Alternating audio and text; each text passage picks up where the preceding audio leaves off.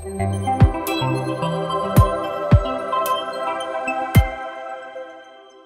a child, I would stay up late with a flashlight underneath my covers, tracing my fingers along the pages of my beat-up copies of Percy Jackson, Harry Potter, and many others. I'd read whatever I could get my hands on. In 2022, I made a goal.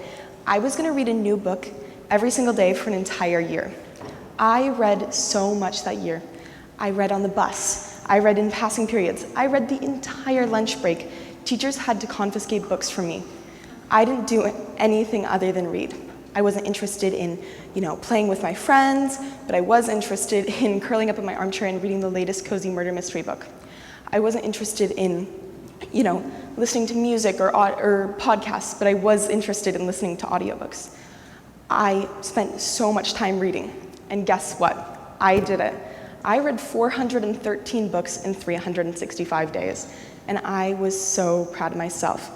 I think sometimes that number is a little hard to visualize. So let's say this one dot is one book, and then that would be 10 books, and there'd be 100, and that is 400 books, which is a little less than what I read. A lot, huh? Well, I'll let you all in on a little secret. Some of those books were pretty easy to read. The problem was I came to obsess over the number. I wanted the number to get higher and higher and higher, so I read shorter, less thought-provoking books. I mean, I even counted all the Dogman books I read to my little siblings. Like Dogman, most of the books I read didn't challenge the way I viewed the world, as I felt great books should. I didn't care about what I was reading, only that I was reading as much as possible. I got satisfaction in telling other people about the books I read, but not in the books themselves, and that just didn't feel right. In 2023, I read a book that changed my life. The Bell Jar by Sylvia Plath follows Esther as she struggles with her coming of age. At one point in the novel, she sits at the bottom of a fig tree and looks up at all of these figs. And she visualizes each of one of them as being one of her futures, right? One of them is becoming a famous editor, one of them is traveling the world, one of them is becoming a mother, right? But she's so paralyzed at the idea of choosing one that ultimately she doesn't choose any at all and the figs wither and die. I felt as though I had the opposite problem as Esther. To me, each book is a future. A book can change who you are and the way you view the world. I wasn't being careful about my literary figs. I was picking as many as possible without thinking about which ones would really satisfy me. So the next year I decided to be more like Esther.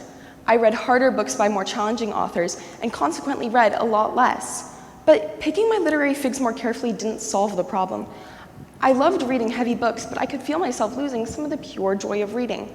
I mean, no one told me that reading existentialist books about guys turning into giant bugs would be depressing.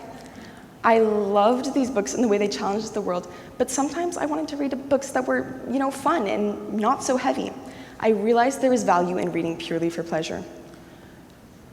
In 2024, I reread The Bell Jar yet again and felt my perspective shift yet again. Becoming like Esther isn't reading less books. No, it's not reading at all. So many people have told me that they haven't read purely for pleasure since they were 10, or that reading is too hard and that takes too much time. We shouldn't be like Esther, stuck on the idea of reading, waiting to find the perfect book at the perfect time that's just perfect for you. It doesn't matter if you are reading a silly book with your siblings or reading War and Peace. What matters is that you are reading. Once I regained this insight, the joy of reading returns, and I learned a few lessons about making time to read, picking the right books for the right time and mood, and building a reading community that I think can help everyone gain more love of reading. So let's address one of the questions I hear the most. How can I find more time to read? Well, here are some things that have helped me. First, you don't have to read for extended periods of time. Reading for just 5 minutes is still reading.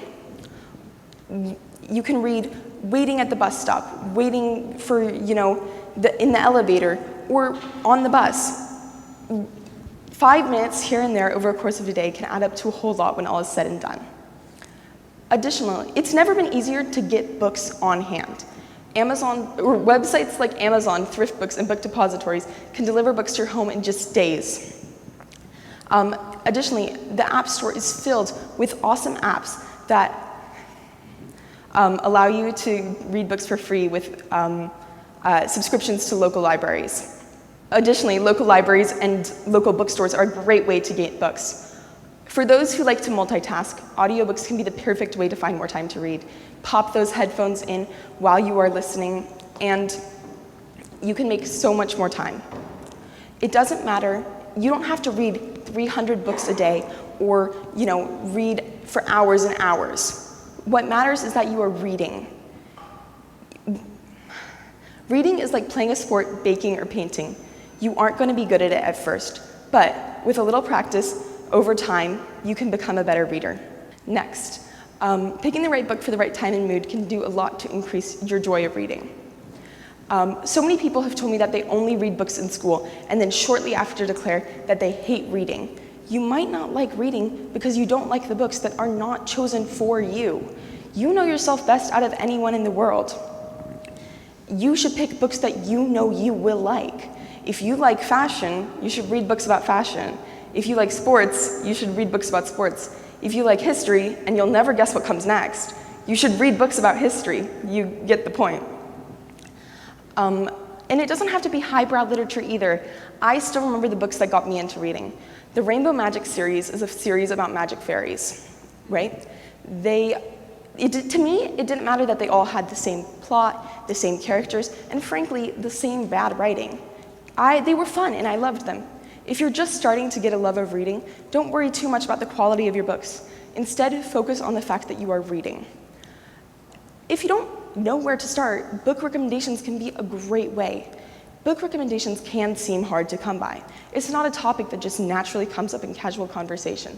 But I guarantee the people around you read more than you think. Parents, teachers, friends, and librarians can be excellent ways to get book recommendations. In 9th grade, my English teacher changed the way I thought about reading. He pushed me to read harder, more difficult books and recommended me some of my favorite books, which are just such phenomenal books. I am forever grateful to the way he changed my reading. Right. Your teachers know you better than you think and can recommend books based on who you are as a person. Additionally, there are so many websites for finding book recommendations. Everyone watching this at least has YouTube, right? YouTube is such a great resource for finding books, right? There are in-depth analyses and, just excellent reviews that you can do. Additionally, there are websites like Storygraph, Bookmori, and Goodreads where you can interact with other reviewers and post your own reviews, bringing yourself into this reading community, which brings me to my last point, which is that having a reading community can do so much to increase your joy of reading. I know that you should have friends who have different interests than you, but having just 1 or 2 friends that enjoy reading can do a lot to increase your joy of reading. I know I would not be the same reader I am today without all of the friends who have helped guide me along the way. From my elementary school friends who gossiped with me about my, the latest Babysitter's Club book, to my middle school friends who, encouraged me to read and expanding genres, to my current friends who have fostered my love of classics. Me and my best friend talk about literature all the time. We talk about books we love and books we hate. We send each other poems back and forth. We analyze the books we read in English. It might be an intense example because we are both so passionate about literature, but even just buddy reading the latest YA series you've always wanted to read with a friend can be a great way to build your own reading community. Also, don't be afraid to be a fan and immerse yourself in the fan base of the books you love. I, for a time, was obsessed with the YA fantasy novel Six of Crows. I had multiple copies of all the books. I had fan art as my phone background, and I talked about it all the time. And yeah, looking back, do I cringe a little bit about how intense I was about all of it? Yeah, but let me put my own twist on a quote by Danish philosopher Søren Kierkegaard by saying, "Be a fangirl and you will regret it. Don't be a fangirl and you will also regret it. Fangirl or don't fangirl, you'll regret it either way." If I'm gonna regret a decision, no matter what choice I make, I'm glad I made the choice where I had fun, right? Additionally, fan bases are just chock full of such talented people, from fan art that's just made with so much love and time and effort to fan fiction that people have literally poured their souls into. You too can be one of these talented people. So the next time you find yourself sitting at the foot of your own literary fig tree, just as I was, I implore you to remember to just find 5 minutes to read, read something that you know you will like, whether easy or hard, long or short. Find recommendations from a friend, teacher, or Google, and build up your own reading community, because I know that reading brings joy into your life. Thank you.